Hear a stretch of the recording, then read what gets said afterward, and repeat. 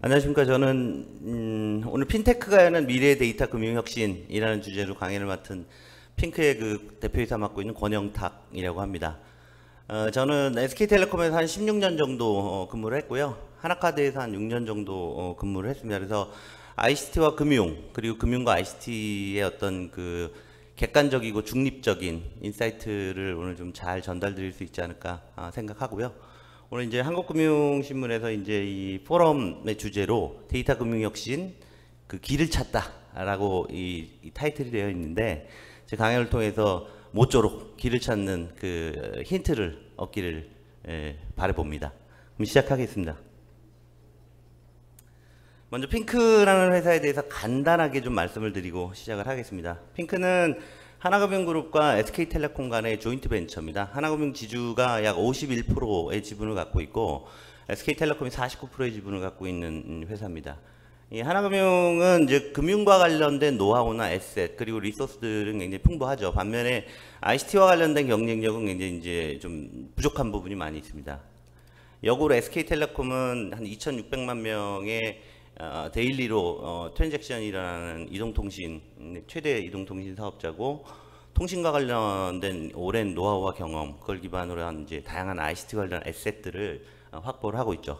반면에 이쪽은 이제 반대의 케이스로 금융 서비스 경쟁력이 굉장히 부족한 상황입니다. 그래서 이제 둘이 힘을 합쳐서 내가 부족한 영역에서 상대방의 힘을 좀 얻고, 그리고 내가 잘하고 있는 영역에서 더 잘할 수 있는 한번 회사를 만들어 보자라는 취지에서 만들어진 게 핑크였고요. 핑크는 사실 처음에 서비스 방향이 지금 오늘 주제였던 이제 마이데이터의 이 지향점과 굉장히 유사했습니다.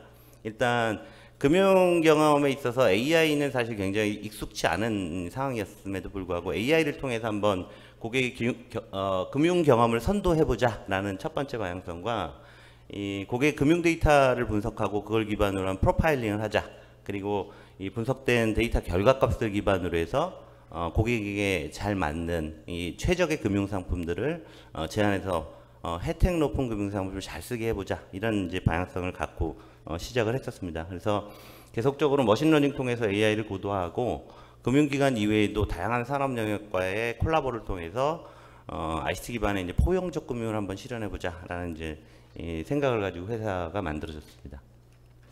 시작 한번 해보겠습니다. 금융 환경 변화입니다. 뭐 너무 잘 아시는 내용일 수 있을 것 같은데, 초기에는 이제 버티컬 서비스 영역 단위로 이제 ICT 기술들이 활용되기 시작을 하죠. 하지만 이제는 이 금융시장 전반을 흔들어버리는 핵심 역량으로 자리매김하고 있습니다. 소위 말하는 ABCD 기술입니다. AI, 블록체인, 클라우드, 빅데이터.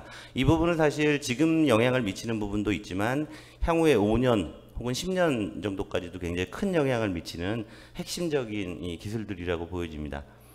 규제 역시도 과거와는 많이 바뀌고 있습니다. 그 변화에 맞춰서 정비가 진행되고 있고, 따라서 금융시장의 혁신은 앞으로 더욱 가속화될 거다라고 예측을 하고 있습니다. 이 오픈뱅킹이 이 계좌정보의 개방이라고 한다면 마이데이터는 데이터의 개방일 거고요. 인터넷 은행은 이 경쟁의 개방이라고 보여지고, 제로페이는 결제시장의 개방이라는 생각을 갖고 있습니다. 이런 변화는 사실 비단 최근에 이뤄진 건 아니죠. 온라인화가 되면서 사실 이제 변화는 시작이 되었고, 작년 12월 18일 날 오픈뱅킹이 시작되면서 금융 거래 방식의 본격적인 변화가 불러일으켜지고 있습니다. 그리고 핀텍 사업자들이 이 시점부터 이제 급부상을 하게 됩니다. 근데 이런 부분들은 이 현재의 디지털화에서 앞으로는 인텔리전스 금융으로 진화할 수 있는 이 모멘텀이 확보가 되었다라고 보여집니다. 그래서 인텔리전스 금융 시대가 되면 개인의 최적화된 금융 서비스들을 알아서 추천받을 수 있게 되고, 현재 사용하고 있는 파편화된 금융 서비스를 통합적으로 제공받으면서 일상생활 서비스에 자연스럽게 연계되는 그런 상황을 미리 예측해 볼 수 있을 것 같습니다. 과거의 금융은 어땠나요? 라이센스 기반으로 규제 울타리의 보호를 명확하게 받고 있었습니다. 그리고 업권별 이 소위 말하는 칸막이 규제가 명확해서 업무 구분이 명확했었고, 고객의 주권은 상대적으로 낮은 상태였습니다. 그리고 금융상품을 제조하는 제조사와 판매하는 판매처는 사실 동일했습니다. 그래서 고객은 번거롭고 불편하지만 자기가 찾아서 은행을 가든 카드를 가든 보험을 가든 개별적으로 찾아가야 되는 상황이었다고 한다면, 미래 금융은 좀 다른 모습일 겁니다. 데이터 기반으로 금융 전 영역의 경쟁이 굉장히 심화되는 상황이 올 거고, 금융과 생활의 결합 서비스들이 활성화되면서 고객 주권은 과거 대비 굉장히 높아질 겁니다.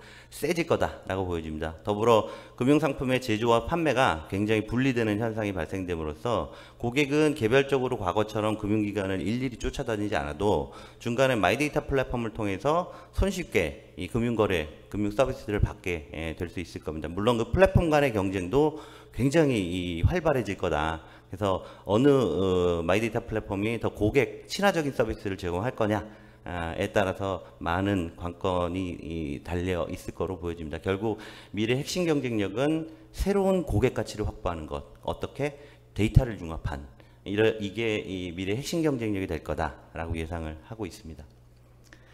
미국의 사례입니다. 미국 당연하겠지만 뭐 한국보다 이제 아무래도 데이터와 관련돼서는 훨씬 더 활성화돼 있다 보니까 미국의 사례를 보면 데이터의 잠재 가치와 데이터의 획득 용이성을 보면 둘 다 모든 영역에서 우측 상단부에 자리하고 있습니다. 이 금융 산업이. 그리고 전체 데이터의 총량 중에 금융이 보유한 데이터의 총량이 50%가 넘습니다. 그래서 그런 방대한 데이터가 고객 가치 혁신에 활용될 수 있다고 한다면 그 잠재 가치는 어마어마할 거다라고 예측을 하고 있습니다.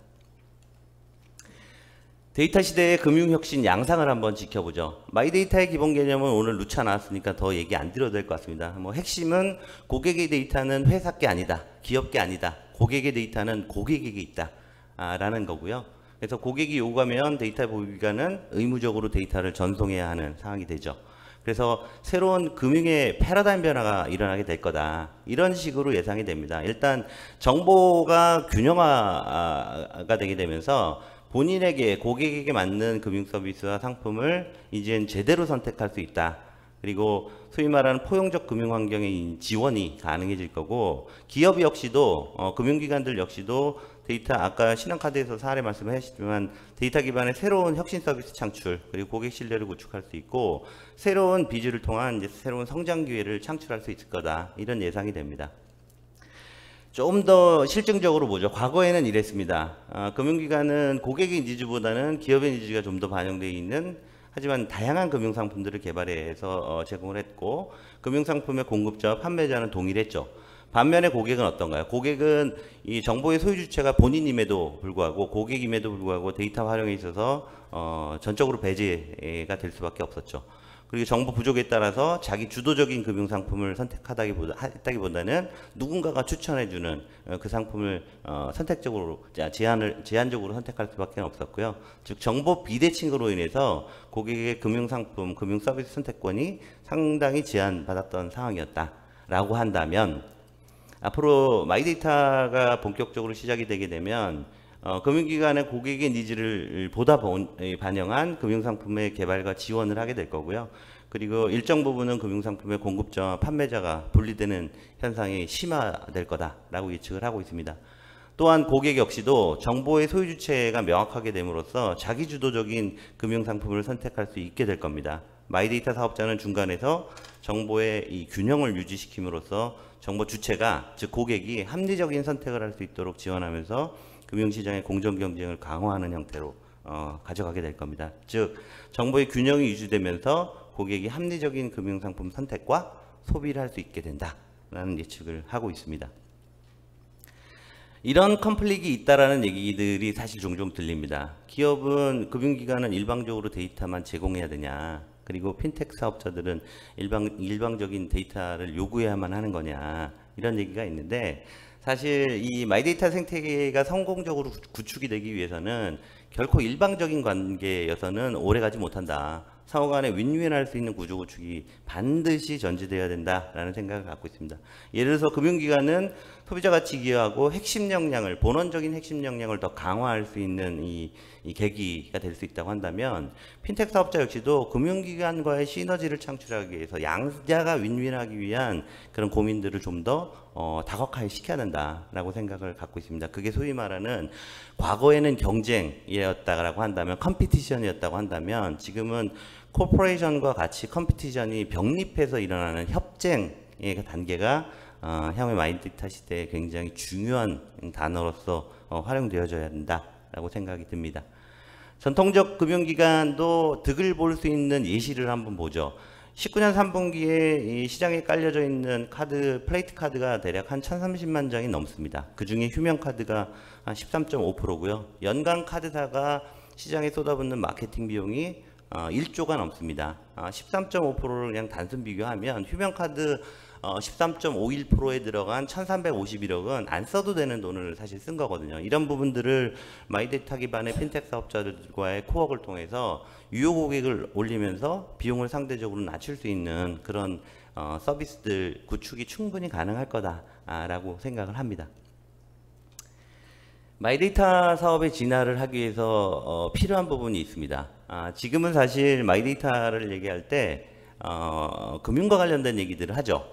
금융과 관련된 얘기들을 하는데 실질적인 그 스피디한 진화를 하기 위해서는 사실 비금융 데이터들과의 융복합이 굉장히 필요하다. 그 예시적인 비금융 데이터들은 이런 것들이 되겠죠. 고객의 관계적 특성이나 생활 특성, 고객 성향을 알 수 있는 그런 비금융 데이터의 결합이 실질적인 마이데이터의 사업에 진화를 이뤄낼 수 있을 거다 예측을 하고 있고요. 어느 누구도 벗어날 수 없는 인간의 라이프 사이클이 있습니다. 소위 말하는 생로병사입니다. 태어나서 늙어가면서 병도 걸리고 결국 이제 죽는 이 생로병사의 소위 말하는 라이프 사이클이 있는데, 이 라이프 사이클에 거의 대동소이한 이벤트들이 발생을 합니다. 입학하고 졸업하고 취업한 다음 결혼해서 출산 그리고 육아교육 시키고 자녀 결혼하고 은퇴하고 노후, 이 라이프 사이클의 이벤트에는 항상 금융이 따라오게 됩니다. 그게 뭐 예금, 투자, 적금, 보험, 연금, 보험, 신용관리, 기타 등등 다양한 이제 금융 서비스들이 번들링이 되게 되는데, 결국 그런 라이프 사이클의 이벤트들과 이런 금융 서비스들을 심리스하게 어떻게 잘 오퍼해서 공급할 거냐 라는 부분이 굉장히 중요한 키가 될 것으로 예측을 하고 있습니다. 재작년부터 이제 금융 서비스, 금융 산업에서 가장 화두가 되는 단어입니다. 혁신이라는 얘기를 합니다. 이 혁신은 어디서 오나요? 혁신은 사실 이 경쟁이 약하거나 경쟁이 미약한 산업군에서는 혁신이 발생하지 않습니다. 왜? 다들 편하게 사용하고 있고 편하게 지위를 누리고 있기 때문에 혁신은 발생할 일이 없습니다. 혁신은 치열한 경쟁 속에서 사실 태어나옵니다. 치열한 경쟁. 하지만 그 경쟁은 절대 공정하게 이루어져야 되는 거죠. 이 경쟁을 위해서 개방이라는 게 사실 존재한 겁니다. 그래서 작년 12월 18일 날 금융권과 핀테크의 공정한 경쟁을 하도록 하기 위해서 오픈뱅킹이라는 게 일단 시작이 됐고, 그 오픈뱅킹 이후에 현재는 마이데이터라는 이제 데이터의 개방의 시대가 도래하는 거죠. 오픈뱅킹은 개방과 치열한 경쟁, 그리고 한편으로는 공정한 경쟁을 통해서 혁신을 시킬 거고요. 그 혁신의 부산물들은 다시 개방되고 경쟁의 축으로 사용되고 다시 혁신을 하는 소위 말하는 이 선순환 고리를 생성하게 될 것으로 예상을 합니다. 한편 이런 얘기도 있습니다. 이 생활 데이터와 융합된 마이데이터의 생태계를 제대로 구축하기 위해서는 왜 금융사업자만 데이터를 제공해야지? 라는 이제 퀘스천들이 분명히 시장에서는 존재를 합니다. 그래서 전자금융사업자들이 보유한 데이터 제공 역시도 동등한 수준에서 제공이 되어야 그야말로 공정한 경쟁이 이루어질 수 있을 거다. 지금처럼 이렇게 한 축으로 쏠리는 이 데이터 제공으로서는 경쟁이 공정하게 이루어지기는 어렵다라는 판단도 분명히 듭니다. 그래서 특정 산업 영역에 있어서는 자기 데이터는 공유하지 않고 금융의 데이터만 가져가게 되면 특정 산업에서의 경쟁력이 분명히 마이데이터 산업의 경쟁력으로 전이될 리스크가 분명히 존재합니다. 전이돼서 좋은 점도 있겠지만 결국 전이돼서 그 생태계를 구축하지 못하게 되면 마이데이터 산업이 지향하는 긍정적인 측면의 방향성으로 결코 흐르지 못할 가능성이 크다고 보거든요. 그래서 그런 불공정한 경쟁을 사전에 방어하기 위한 방어책이 반드시 정비가 되어야 된다라는 생각을 갖고 있습니다. 그런 것들이 실행이 되게 되면 드디어 아까 카카오페이에서도 이제 말씀하셨지만 고객의 전체를 이해하는 생활금융 플랫폼들이 다양하게 탄생을 할 거고, 그 생활금융 플랫폼들이 서로 건전하게 경쟁하면서 고객들의 혜택을 높일 수 있는 단계로서 확대가 되지 않을까 예상을 합니다. 방금 말씀드린 이제 첫 번째 개방의 이 산출물이 오픈뱅킹이었다고 한다면, 현재 금융당국에서는 이걸 지향을 합니다. 오픈 파이낸스를 지향하죠. 오픈 파이낸스의 세 가지 축은 오픈뱅킹뿐만 아니라 마이데이터와 마이페이먼트를 같이 언급을 합니다. 세 가지 축을 가지고 돌아가는데, 결국 오픈뱅킹에서 잘 이루어진 개방이 마이데이터와 결합하면서 필요한 부분들이 있습니다. 그게 소위 말하는 어카운트 인포에 대한 데이터 역시도 개방이 되어야 된다라는 생각입니다. 그랬을 때 제대로 오픈뱅킹과 마이데이터 간의 시너지가 이루어질 거다라는 생각이 들고, 거기에는 계좌에 대한 이 정보뿐만 아니라 카드 대출 보험 같은 요약 정보들이 핀텍 사업자들한테 제공이 돼서 그 정보를 기반으로 고객에 대한 명확한 그 프로파일링을 하고 거기 최적의 이 상품들을 고객에게 제공할 수 있는 단계가 올 수 있다라는 생각이 들고요. 두 번째로는 오픈뱅킹과 마이페이먼트 간의 시너지 역시도 반드시 필요해집니다. 현재로서는 오픈뱅킹에서는 이 자동이체나 출금대행이 허용되지 않습니다. 핀텍 사업자는 자동이체와 출금대행 관련해서 이제 비즈니스, 혁신적인 비즈니스 모델을 생각하고 있어도 만들 수가 없는 단계입니다.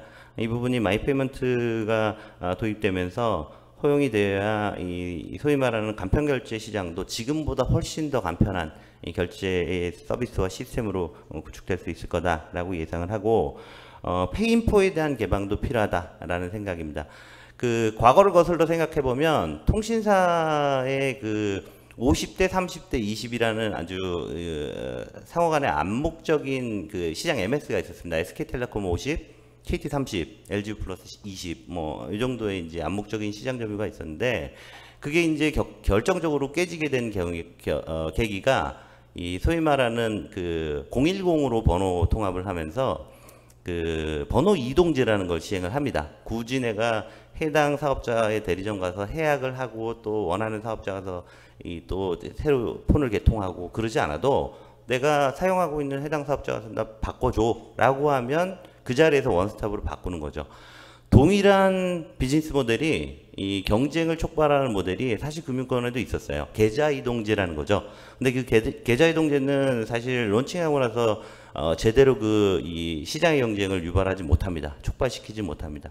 여전히 뭔가는 보이지 않는 뭐 이런 것들이 있을 수도 있는 거고, 그리고 귀찮은 것도 있죠. 가서 하려고 그랬더니 너무 번거롭고 복잡하고. 근데 만약에 이런 부분들이 핀텍 사업자들한테 열려진다면 제대로 된 이 금융시장의 경쟁을 불러일으킬 수 있지 않을까 하는 예상을 합니다. 마지막으로 핑크의 사례를 잠깐 말씀드리겠습니다. 핑크의 슬로건은 상당히 공격적입니다. 뱅크 말고 핑크.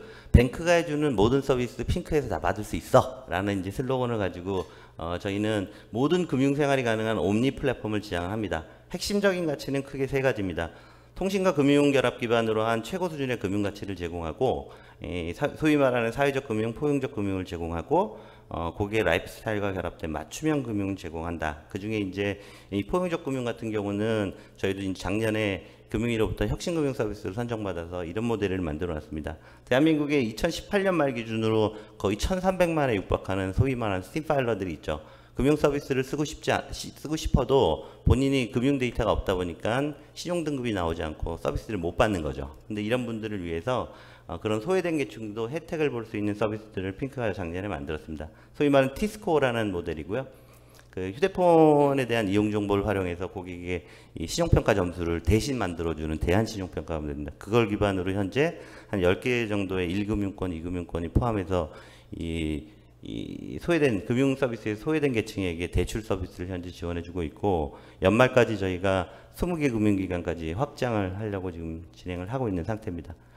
핑크가 현재 가지고 있는 서비스들을 마이데이터 시대 이후에는 마이데이터 서비스를 확장해 나가면서 맞춤형 금융상품 중개, 그리고 고객 가치형 금융상품, 그리고 이 T스코어를 비금융 시비까지 확대하는 형태로 지금 만들음으로써 고객 데이터에 근간한 적시에 고객 상황에 적합한 금융상품을 제안하는 형태로 모델을 만들고자 합니다.